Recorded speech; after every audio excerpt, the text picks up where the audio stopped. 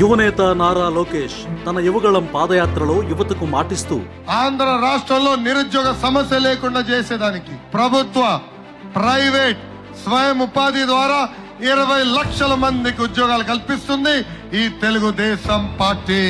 ఇన్ని ఉద్యోగాలు ఇవ్వాలంటే ఎన్ని పరిశ్రమలు రావాలి?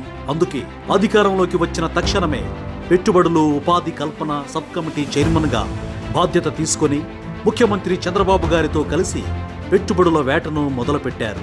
అదే సమయంలో ఆర్సెల్ఆర్ మిట్టల్, జపాన్కు చెందిన నిప్పాన్ స్టీల్ సంస్థలు సంయుక్తంగా ఇండియాలో పెట్టుబడులు పెట్టేందుకు ఆసక్తిగా ఉన్నాయి. ఈ విషయం తెలుసుకున్న మంత్రి లోకేష్ అమెరికాకు వెళ్లినప్పుడు సంస్థ ప్రతినిధులను కలిసి ఏపీలో పెట్టుబడులు పెట్టేందుకు ఆహ్వానించారు.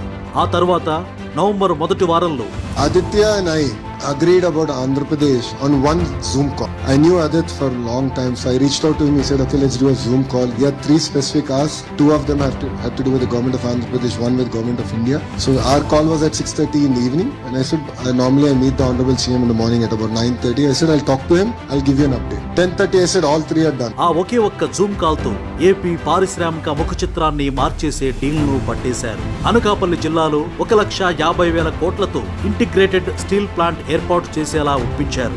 దేశంలోనే అతిపెద్ద ఇంటిగ్రేటెడ్ స్టీల్ ప్లాంట్ కావడం వల్ల సుమారు 1,00,000 మందికి ప్రత్యక్షంగా పరోక్షంగా ఉపాధి లభిస్తుంది. పెట్టుబడులు పక్కా అని తెలిసాక ఏపీ ప్రభుత్వం తరపున అనుమతులన్నీ వేగంగా మంజూరయ్యాయి.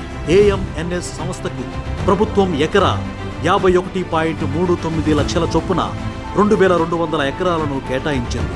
17.8 మిలియన్ టన్నుల కెపాసిటీతో ఏర్పాటయ్యే ఈ స్టీల్ ప్లాంట్ తొలి దశలో 7.3 మిలియన్ టన్నుల కెపాసిటీతో జేవీ నక్కపల్లి సమీపంలో 70,000 కోట్ల పెట్టుబడులతో ప్లాంట్ నెలకొల్పుతోంది. దీనివల్ల 30,000 మందికి పైగా ప్రత్యక్ష పరోక్షంగా ఉపాధి అవకాశాలు లభిస్తాయి. 2026 మార్చి 23న భూమి పూజ చేసుకుంటున్న ఈ ప్లాంట్ నిర్మాణాన్ని 2029 నాటికి పూర్తి చేయాలని లక్ష్యంగా పెట్టుకున్నారు. అనకాపల్లికి ఆర్సెల్ఆర్ మిట్టల్, నిప్పాన్ స్టీల్ రావడంతో మరిన్ని పరిశ్రమలు ఈ జిల్లాకు క్యూ కడుతున్నాయి.